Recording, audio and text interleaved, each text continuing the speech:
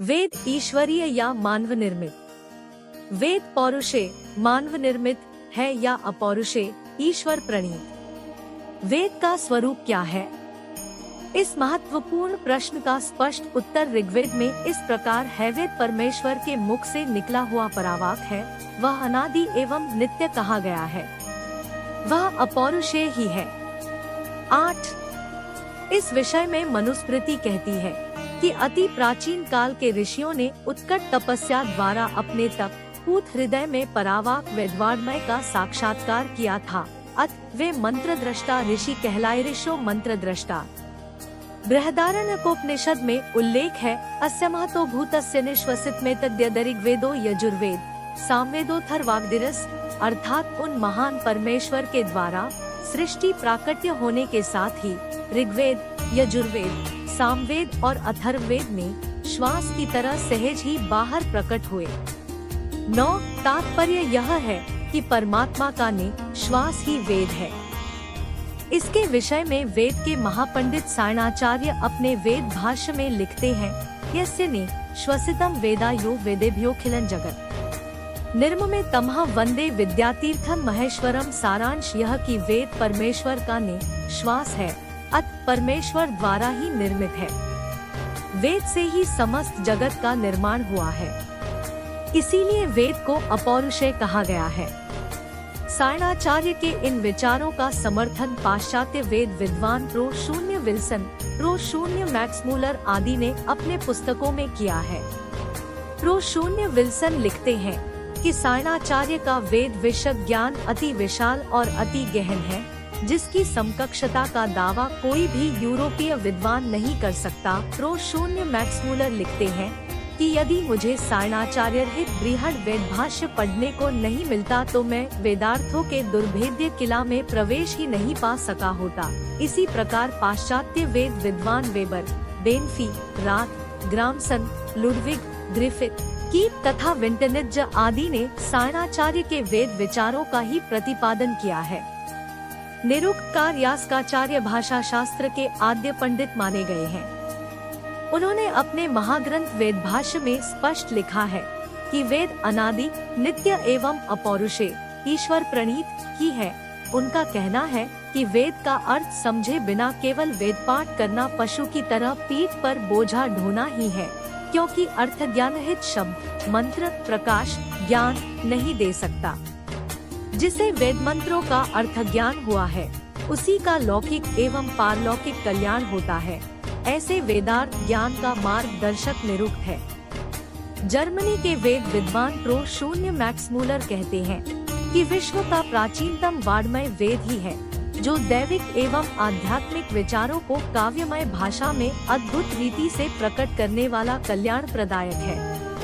वेद परावाक है, निसंदेह परमेश्वर ने ही परावाक वेदवाणी का निर्माण किया है। ऐसा महाभारत में स्पष्ट कहा गया है, अनादिनिधना विद्या वागुत्सृष्टा स्वयं भुवा। 10 अर्थात जिसमें से सर्वजगत उत्पन्न हुआ, ऐसी अनादि वेद विद्यारूप दिव्य वाणी का निर्माण जगत निर्माता ने सर्वप्रथम किया। ऋषि वेद मंत्रों के कर्ता नहीं अपितु दृष्टा ही थे। ऋषियों मंत्र दृष्टार। निरुक्तकार ने भी कहा है, वेद मंत्रों के साक्षात्कार होने पर साक्षात्कारी को ऋषि कहा जाता है। ऋषिर दर्शनात् इससे स्पष्ट होता है कि वेद का कर्तृत्व अन्य किसी के पास नहीं होने से वेद ईश्वर प्रणीत ही है, अपौरुषेय ही है। भारतीय दर्शन शास्त्र के मतानुसार शब्द को नित्य कहा गया है। वेद ने शब्द को नित्य माना है, अत वेद अपौरुषेय है, यह निश्चित होता है। निरुक्तकार कहते हैं कि नियतानुपूर्व्या नियतवाचो युक्ते, अर्थात शब्द नित्य है, उसका अनुक्रम नित्य है और उसकी उच्चारण पद्धति भी नित्य है, इसीलिए वेद के अर्थ नित्य है। ऐसी वेदवाणी का निर्माण स्वयं परमेश्वर ने ही किया है। शब्द की 4 अवस्थाएं मानी गई है। यजुर्वेद का आवरण पृष्ठ 1 परा, 2 पशंती, 3 मध्यमा और 4 वैखरी। ऋग्वेद में इनके विषय में इस प्रकार कहा गया है, चत्वारि वाक् परिमिता पदानि तानि विदुर्ब्राह्मणा ये मनीषिण। गुहा त्रीणि निहिता नेगदंती तुरियम वाचो मनुष्य वदंती, अर्थात वाणी के 4 रूप होने से उन्हें ब्रह्मज्ञानी ही जानते हैं। वाणी के 3 रूप गुप्त हैं। चौथा रूप शब्दमय वेद के रूप में लोगों में प्रचारित होता है। 11 सूक्ष्माति सूक्ष्म ज्ञान को परावाक कहते हैं, उसे ही वेद कहा गया है।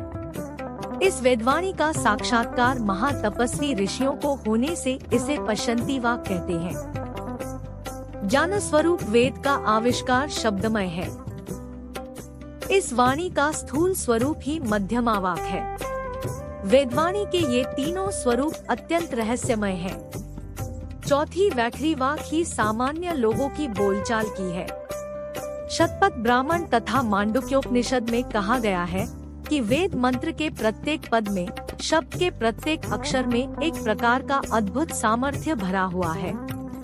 इस प्रकार की वेद वाणी स्वयं परमेश्वर द्वारा ही निर्मित है।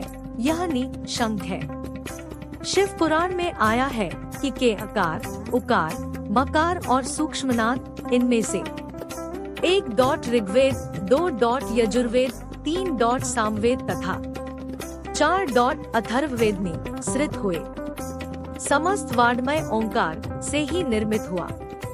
ओकारण बिंदु संयुक्तम तो ईश्वर रूप ही है। श्रीमद् भगवद गीता में भी ऐसा ही उल्लेख है। मयि सर्वमिदं प्रोतं सूत्रे मणिगणा इव 12। श्रीमद् भागवत में तो स्पष्ट कहा गया है, वेदप्रणीहितो धर्मो ह्यधर्मस्त विपर्य। वेदो नारायण साक्षात स्वयंभूरिति शुश्रूम 13, अर्थात वेद भगवान ने जिन कार्यों को करने की आज्ञा दी है वह धर्म है और उससे विपरीत करना अधर्म है। वेद नारायण रूप में स्वयं प्रकट हुआ है, ऐसा श्रुति में कहा गया है।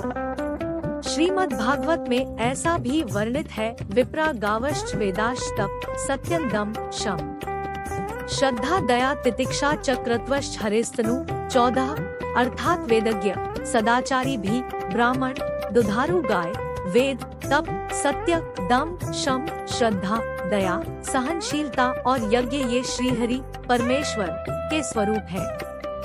मनुस्मृति वेद को धर्म का मूल बताते हुए कहती है, वेदोखिलो धर्ममूलं स्मृतिशीले च तद्विदामाचारश्चैव साधूनामात्मनस्तुष्टिरेव च 15, अर्थात समग्र वेद एवं वेदज्ञ मनु, पराशर, याज्ञवल्क्य आदि की स्मृति, शील, आचार, साधु, धार्मिक के आत्मा का संतोष ये सभी धर्मों के मूल है।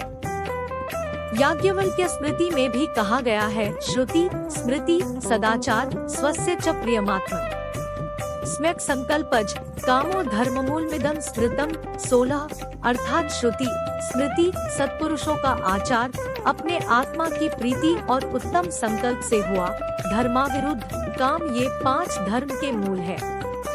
इसीलिए भारतीय संस्कृति में वेद सर्वश्रेष्ठ स्थान पर है। वेद का प्रामाण्य त्रिकाला बाधित है।